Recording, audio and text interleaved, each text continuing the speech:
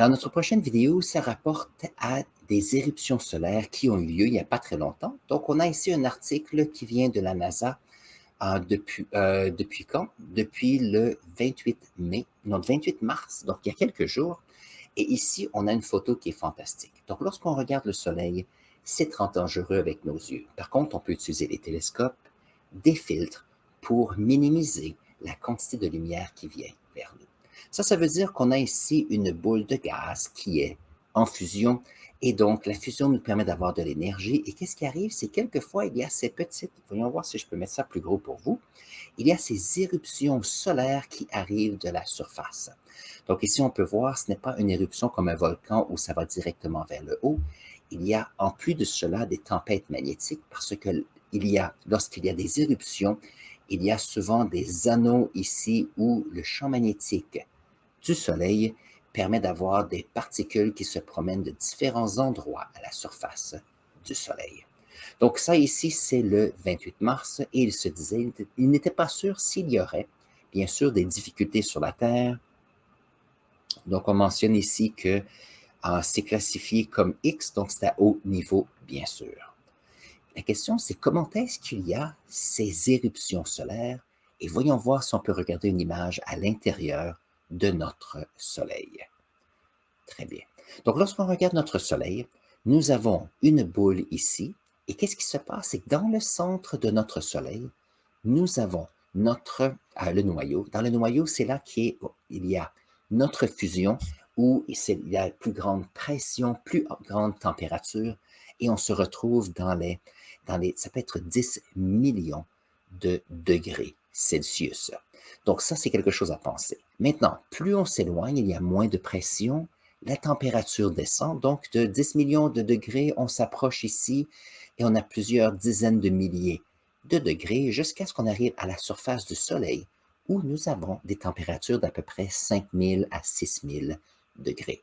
Donc ici, on peut voir qu'il y a des taches solaires. Vous allez dire, comment est-ce que les taches solaires existent? Ça ici, c'est basé au fait qu'il y a des moments à la surface où ce sont des endroits qui sont un petit peu un peu moins chauds. Donc si on a une surface ici qui est de 6000 degrés, ici Celsius, on se retrouve à ces endroits où c'est peut-être 5500 degrés Celsius. Donc, ces changements de quelques centaines de degrés Celsius, ce sont des endroits où il y a moins de lumière, moins d'énergie qui sort. Donc, ça semble que ces régions sont un petit peu plus foncées lorsqu'on regarde notre Soleil. Et on les appelle bien sûr des taches solaires. Mais la question est comment est-ce qu'on se retrouve avec des éruptions solaires? Donc, si on regarde ici la surface à l'extérieur, ici, donc on a ici la radiation due à notre fusion, on a ici des zones de convection à l'extérieur ici.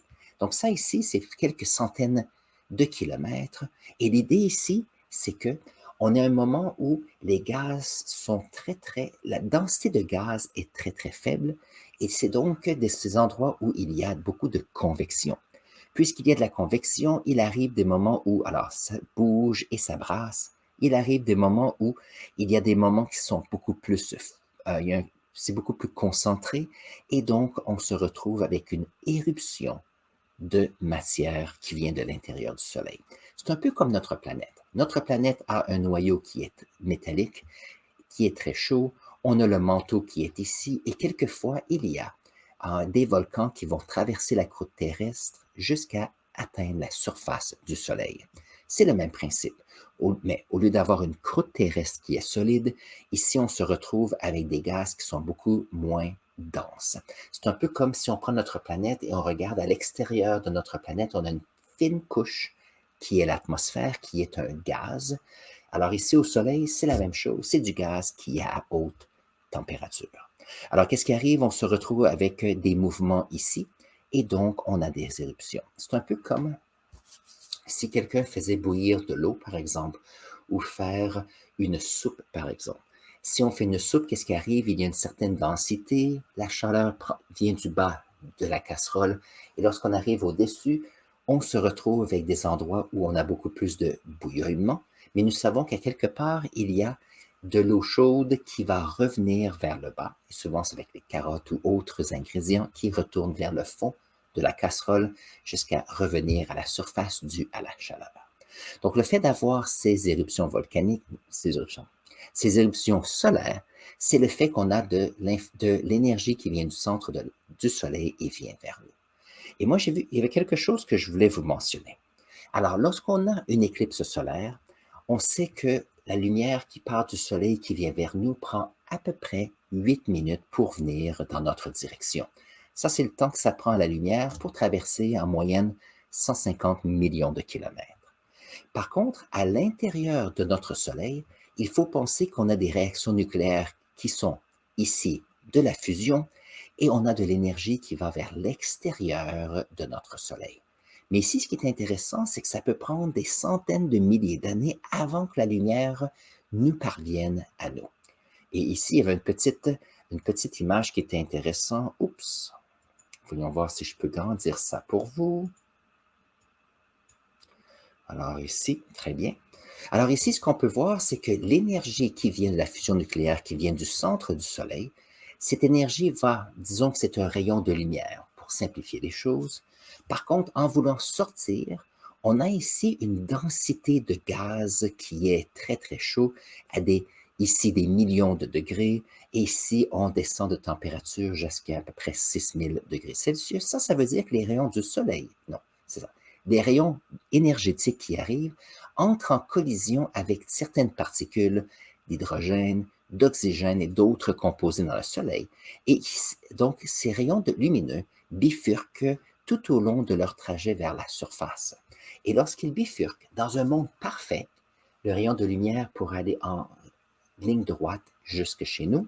Par contre, dans la réalité, puisque ces rayons changent de direction parce qu'ils entrent en collision, certains de ces rayons de lumière sont sûrement absorbés, d'autres peuvent se poursuivre et éventuellement, les rayons peuvent quitter le Soleil. Et c'est ça ici, cette idée que notre Soleil a des rayons qui viennent vers nous, de la lumière qui a été créée il n'y a pas très longtemps, lorsque la lumière vient de la surface, donc peut-être des rayons de lumière qui ont, je ne sais pas, 8, 10 ou 20 minutes, et il y a des rayons de lumière avec de l'énergie, ça fait plus de 100 000 ans, qui est en route vers nous, sauf qu'il a fait des petits détours jusqu'à arriver vers nous. Donc, point de vue soleil et point de vue en énergie, c'est très intéressant à voir de cela. Si je vais vous montrer cette petite vidéo, c'est toujours intéressant. Je vais mettre le lien dans la section clavardage après. Lorsque j'éditerai ici la vidéo, on peut voir ici que on a l'énergie qui vient du noyau et ça s'approche vers l'extérieur. Ici, on a du gaz moins dense et éventuellement on se retrouve avec des éruptions solaires. Donc, c'est toujours intéressant de voir cela. Et la raison que je l'ai mentionné, comme j'ai dit, c'est qu'on a eu cette éruption le 28 mars et je voulais en parler avec vous. Et ça, c'est notre deuxième sujet de notre live aujourd'hui. S'il arrive que vous avez aimé notre émission jusqu'à maintenant, n'oubliez pas de vous abonner à notre chaîne. Si vous avez des questions de clarification, mettez-les dans la section clavardage. Je regarde toujours vos commentaires, je regarde vos questions et j'emmène des idées pour faire ce live à tous les samedis matins.